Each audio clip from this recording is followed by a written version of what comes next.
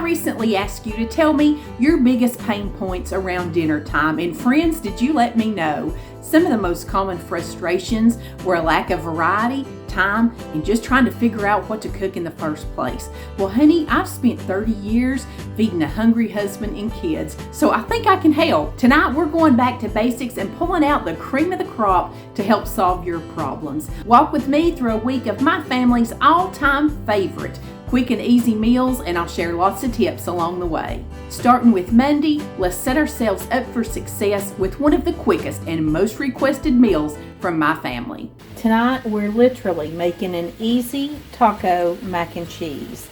These 4 ingredients and this 1 pound of ground beef is all you need to make it. While my hamburger meat's browning up, I'm going to prepare 2 boxes of shells and cheese, and I'm just going to cook these up and go ahead and stir in that cheese sauce that came with it, just like the instructions on the box say. While everything's cooking up, I'm just going to go ahead and cut up some lettuce for a salad. Broccoli would also be great with this. I thought about doing just some steamed broccoli because the kids are going to be here tonight for dinner and they'll help me eat that. But I just decided a salad would be good. This is almost cooked all the way through, so I'm just going to take a paper towel and get up most of this excess grease. Now that the ground beef is thoroughly cooked, have my extra grease drained off of it, I'm going to put in 1 can of Rotel. This is diced tomatoes with green chilies. I did not drain the juice off that, and of course, use any brand you have. I use store brand all the time. I'm also going to put in a 1/4 cup of water, and I'm going to sprinkle in 1 of these taco seasoning packets. We're just going to get all this incorporated and let it simmer about 5 minutes. This is coming together so quick and it will feed a lot. So this is great for our little family dinner night. Now that my kids are grown and, Ryan's here, it's so great to have everybody. But because they're grown, they have their own lives now. And they work, they go to school, they do all the things. So it's nice to take a night out of the week where we can get together and have dinner together and just catch up. And I'm just so glad that they'll come. All right, back to our recipe now. I just wanted to share that with you. I'm going to try this shells and cheese because I've never had this kind from Aldi. That's good. Every bit as good as Velveeta. Love it. Okay, no, I've got this turned down on really low heat now. And now, here comes the muscle part. I'm going to take those 2 boxes of macaroni and cheese, pour it in this skillet. Come on now.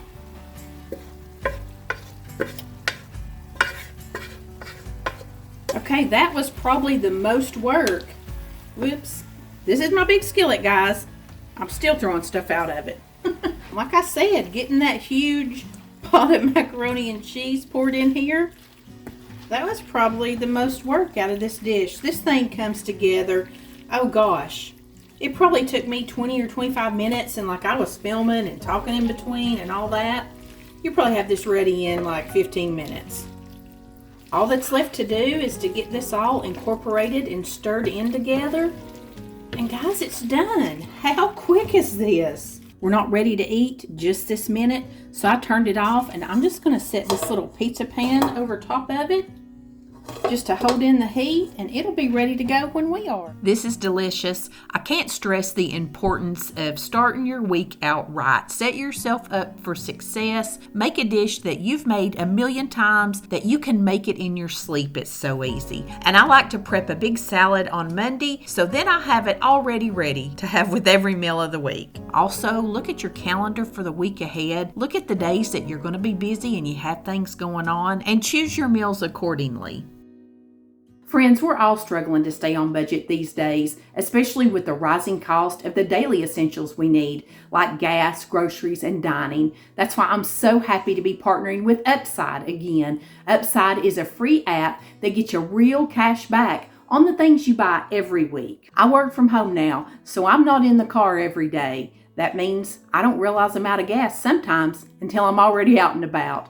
With over 100,000 gas stations, stores, and restaurants on the Upside app, I never have any trouble finding an offer right near me when I need it. The Upside app is easy to use. Just open the app on your phone, claim the offer for whatever you're buying on Upside, then pay as you normally do with a credit or debit card. Just follow the steps in the app, and within a day or two, your cash back will be in your account balance. On my first earnings, I had a 25-cent bonus offer, and I'll let you know how you can get that too. You can cash out anytime you want, straight to your bank account. There's no counting points or any confusing hoops to jump through like that. I'm enjoying watching my earnings stack up before I cash out. Upside is simple, straightforward, and easy to use. People can earn 3 times more cash back with Upside than any other products, even the credit card reward programs. Top Upside earners are making as much as $300 a month. To find out how much you can earn, click the link in the description box to download Upside and use code MOMMAMAIL to get an extra 25 cents back on each gallon of your first tank of gas. Or you can scan the QR code to claim this offer. Upside is free to download and use, so start earning your cash back today. And thank you so much, Upside, for sponsoring today's video. We're going to make a crock pot lasagna, lazy man lasagna, crock pot ravioli. I've heard it called a lot of things. And I've seen it with just these 3 ingredients. People want to flex with like 3 ingredient dump and go crock pot meals. You can do this, you can, but everybody's got seasonings and things like that. And like I said, if 3 ingredients is good, and it is, 4 or 5's gonna be even better. I'm starting by browning up a pound of ground beef. And I'm going to go ahead and get up some of this grease while the meat's still cooking, because I actually want to leave a little bit of this grease in here. It's going to give it a really good flavor. Alright, while this is cooking up, I'm just going to throw in a pretty nice little spoonful of garlic. I'm going to use some Italian seasoning, probably about a tablespoon, a little more. Want to give it some flavor. And then I'm using these minced onions. You can put regular onions in here. I just honestly, it's a new bottle, it's not coming out good. I honestly did not have any fresh onion. I didn't have any frozen up in the freezer either. I need to stock up on onions. We're just going to cook this meat on through. And I've already got some of my grease off. And I left the little bit in here. I want these seasonings to stick. I don't want to like drain all this flavor out that I'm just putting in here. First things first, I'll spray that crock pot so the stuff don't stick. A little extra around the top. I've got a 24-ounce jar of pasta sauce. This is Aldi's brand. Everybody brags on this. This is my first time ever using it. And I'm going to pour about half of it down here in the bottom of the crock pot. This crock pot is an oval, so I'm probably just going to do 2 layers in here. And honestly, I don't remember how big it is. I'll have to look it up and put it on the screen for you. But I'm just going to put that down on the bottom, just like making a real lasagna. You want to make sure you got sauce in the bottom. I have about a 25-ounce bag of these frozen raviolis. You leave them frozen, you don't cook them. I'm using the cheese filled because that is what we like. I'm not a big fan of the meat filled raviolis. I don't like that squishy meat in there that much. I'd rather fry up some hamburger meat, have that in mine. But I do think some spinach and cheese ones would be real good in this. That's not a real even layer, but it don't matter. It's crock pot. It's going to be fine. Now I'm going to take about half this meat that I've cooked up. Put a little layer of that in here. It's already smelling wonderful in here just from cooking that meat. Now I'm going to take about a cup of mozzarella cheese and go over this. Remember, you've got all that good ricotta cheese and stuff inside your raviolis. Also have some shredded Parmesan, and I'm just going to throw a little bit in there just for some extra. And these raviolis actually have ricotta, Parmesan, and Romano in them, so it's going to be great. And now we're just going to repeat.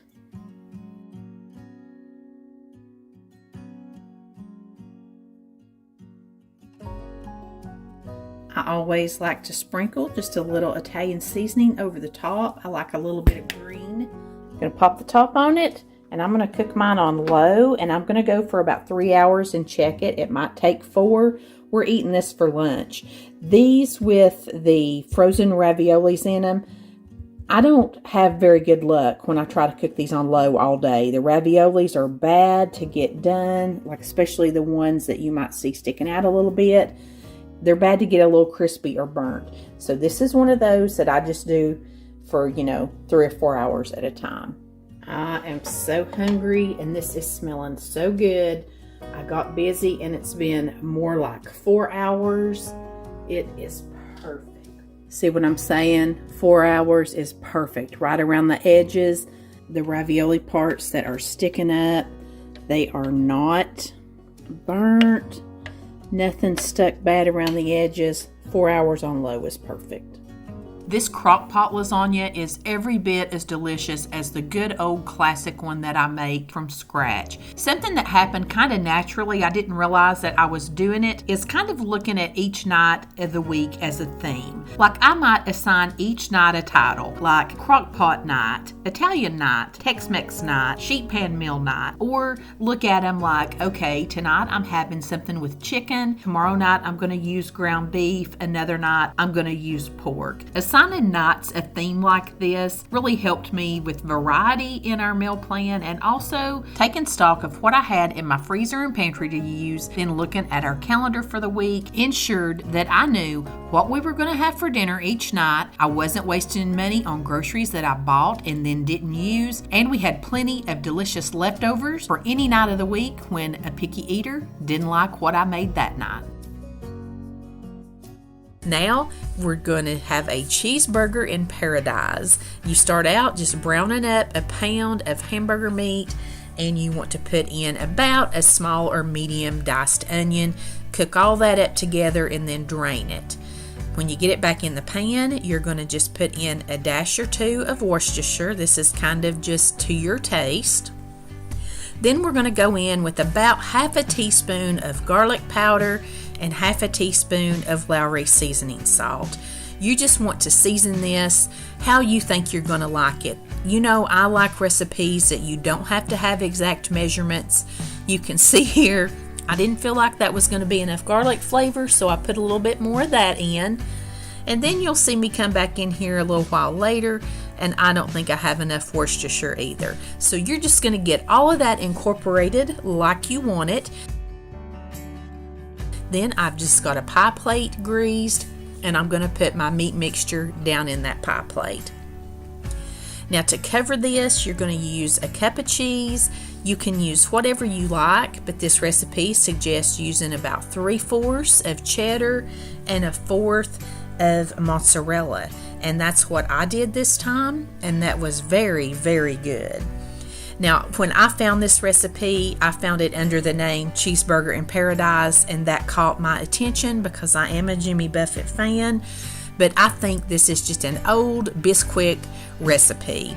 And to make that Biscuit topping, you're going to use a half a cup of Biscuit or bacon mix, whatever you call it, and a cup of milk and 2 eggs. You want to make sure that you do get this mixed up really good and try to get out as much of the lumps as you can.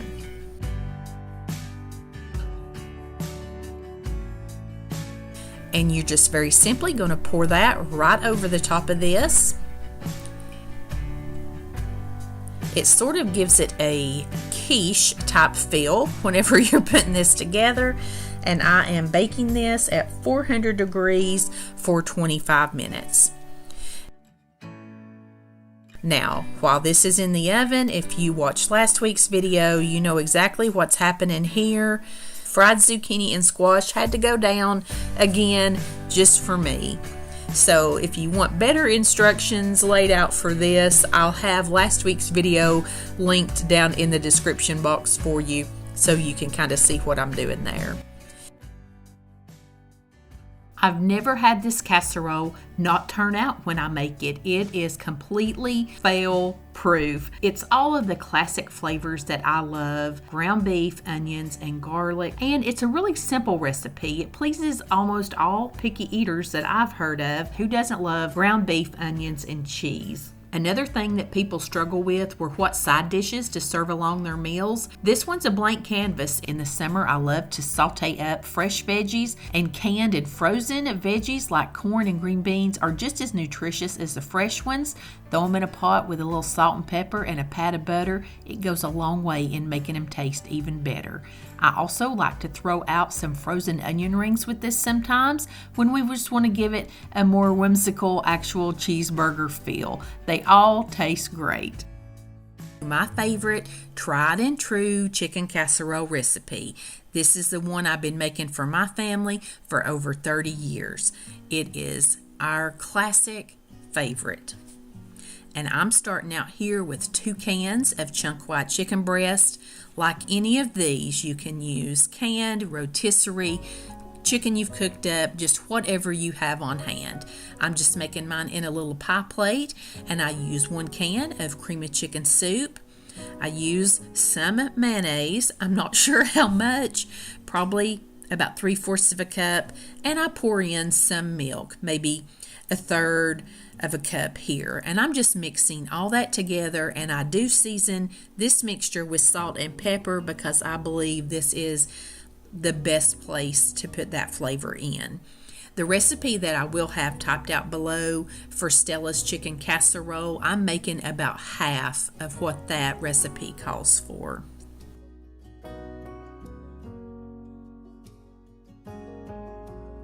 Going to mix all this together, and then I layer this casserole. I just pour this mixture right over the chunk chicken and spread it out.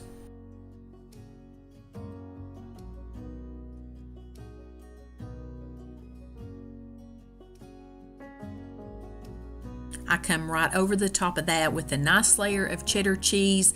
And if I haven't said it, I just think cheddar cheese brings out the flavor of chicken so much. I think it just levels up any chicken casserole that you go to make. I do love using this Pepperidge Farm herb flavored seasoning on top of this casserole. I think that is the thing that I love best about it, and I just spread that out over the top of it.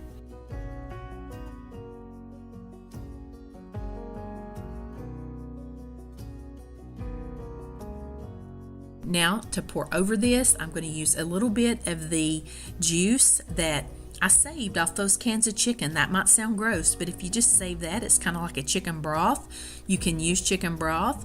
If you don't have any, just melt some butter, and you're just trying to get that stuffing wet a little bit so that it doesn't, burn.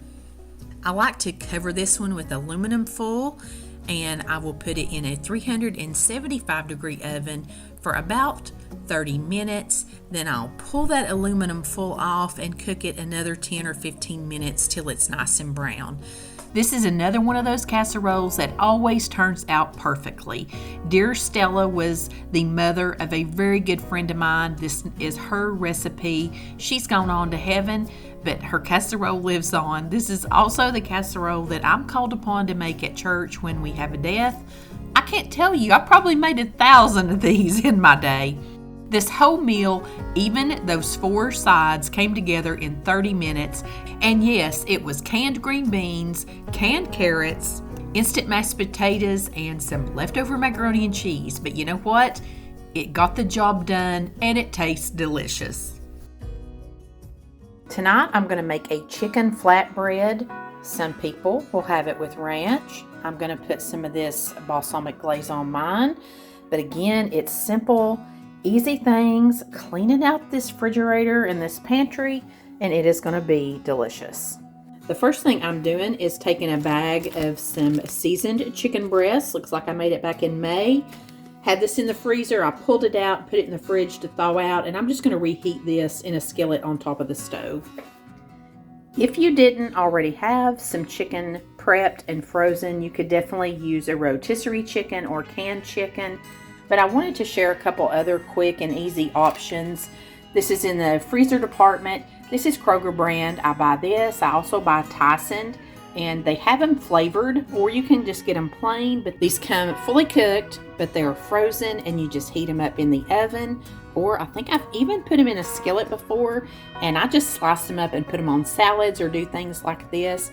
And this bag is something that was on sale at Kroger's, and this is a 100% all-natural grilled chicken white meat strips by Perdue. This is actually not frozen. This is in like the refrigerated meat section. I haven't opened it yet, but I put some down here in this viewing window for you. But I thought this would be something that I would love to throw in a skillet and put my own seasonings on and just have that on hand for wraps or salads, anything like that for lunch. But anyhow, I just wanted to share another couple quick, easy options with you. While that chicken is reheating, the only slicing and dicing I have to do is this avocado. I already had my red bell pepper chopped up for the week. I left this in a paper bag ever since I got it because it was not very ripe. Hopefully, it'll be ripe enough that it will taste okay. I'm going to be the only one here that's going to eat any of this avocado. And to be quite honest with you, I didn't always like it. But I've really grown to like it, especially on flatbreads or sandwiches. Now, I'm still not a fan of guacamole. You know I'm going to go for a salsa or cheese dip anytime over guacamole. But, like I said, sometimes our tastes change. I'm going to prep these breads. I've got 2 little naan breads here. You could use 1 big one, 4 little ones, just whatever you have. But I really like this naan bread. We've made pizzas on this. We've made lots of stuff on this. And I'm just going to brush them really good with some olive oil. I'm going to put a little mozzarella cheese over my flatbreads. Monterey Jack would also be really good on here, or pepper jack if you like it spicy. That would be good. Now we're going to put our chicken all over the top here. Since I've thawed this out and reheated it, I need to use it all. So these are going to be loaded down with chicken. Now I'm going to put a little bit of real bacon pieces over the top. You could definitely fry up bacon and chop it up and put it on here, but I'm keeping it quick and easy. I'm going to put some red bell peppers on this one. I don't think that Maddie and Patrick will want red peppers on theirs. And I'm going to put this in a 350 degree oven for 10 minutes, and we'll see if our cheese is nice and melted. You can adorn yours however you like. The original recipe that I found for these called for cilantro, and I'm not a big cilantro fan, but I do love green onions. And I'm going to put a few avocado chunks on mine. This recipe was actually called California Chipotle Ranch flatbreads, I think. I feel like this little stuffed bread episode is just taking us all across the country. Here we are in California having a chicken avocado flatbread.